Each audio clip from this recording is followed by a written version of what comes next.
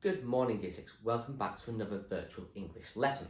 Now, today we are going to be looking at planning our own chronological story. But before we get to that one, let's get those brains working.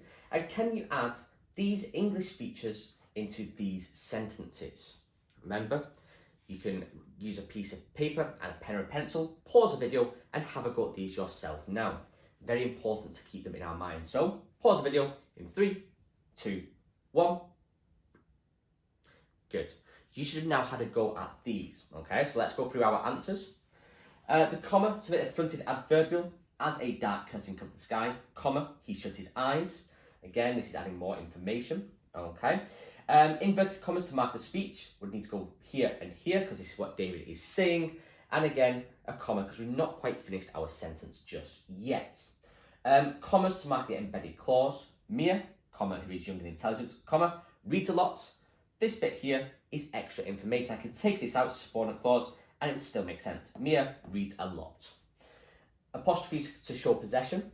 Well, Jack's friends, they are his, one person, so it goes before the S, and they're eating at Jenny's diner.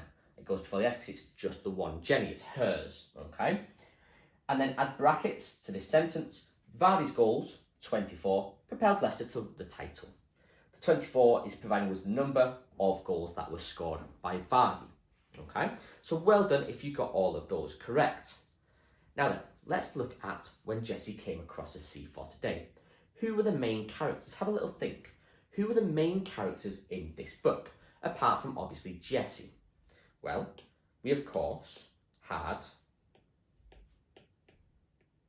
Grandma. She was very important in this story, as was the rabbi. Well, without him, Jessie wouldn't have been going to America. There would have been no story. Who else? Cousin Kay.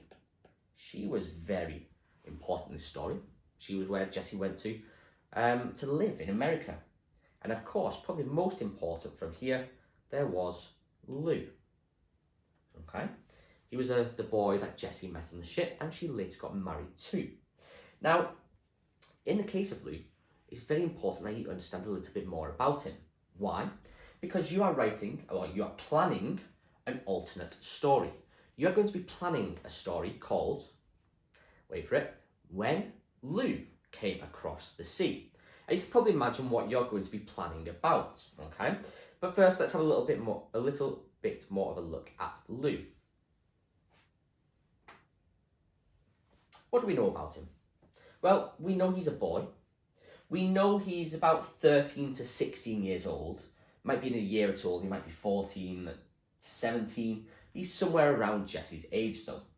We know that he's a shoemaker, but we are almost certain as well that he is poor.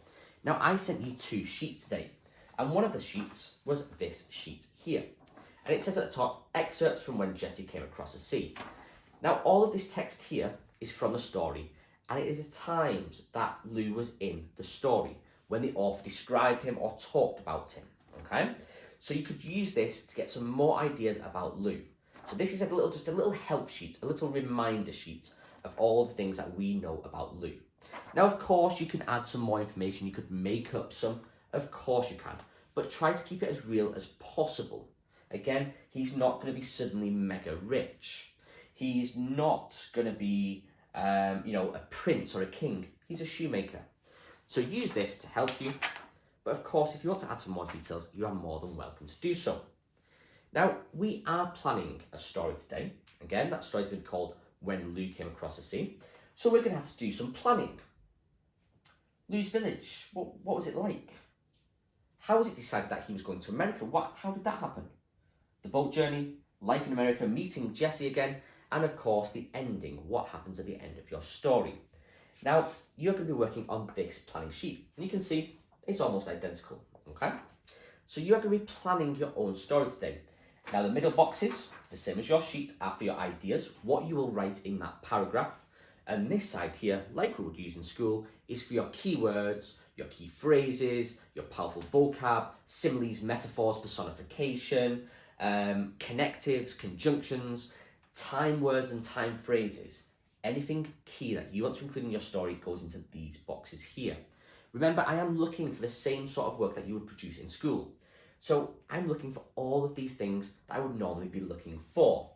Let's have a little look first at one of these together. Okay, so Lou's Village. Now it should be realistic, it should be close to the story. So ideas, what am I going to write about in my first paragraph when I'm talking about Lou's Village? Well, he's obviously moving away. We know that there's probably not a lot of money. So that's what I'm going to write about. So in this box, how am I going to start my story? Well, I'm going to start with describing his house. Again, like Jesse's, it's going to be very small. He's not going to have a cow. I think he's going to have 2 goats. Okay, 2 goats on near his house. What else? I think he's also going to have 2 chickens. Again, they're not going to be huge. It's not going to be prosperous. It's going to be quite poor. Again, poor. Who's he living with? Well, he's going to live, let me have a think. He's going to live with Mum. He's not going to live with Dad. Dad's already going to be in America, I think. So he's going to live with Mum. Dad's away in America. He's going to have, as we know from the story, he's going to have 2 sisters. And they're going to be very young. And I can add a little bit more as well. What else can I tell about the village and his house? Now, this is a little starter to give you some ideas of how to fill this in. Now, phrases and keywords. Ooh, poor. What keywords can I use there? Ooh, I know a good one. Poverty. It's a good word, good strong word. He lives in poverty, which means he's very poor, doesn't have much money, doesn't have much food, really struggles. Think about how I could describe his house. Let me think about his house. So there's going to be a kitchen. I know. There's going to be an uneven table. Now think. An uneven table means it's not being able to fix. They probably can't afford to buy a new one. It's all about creating that image.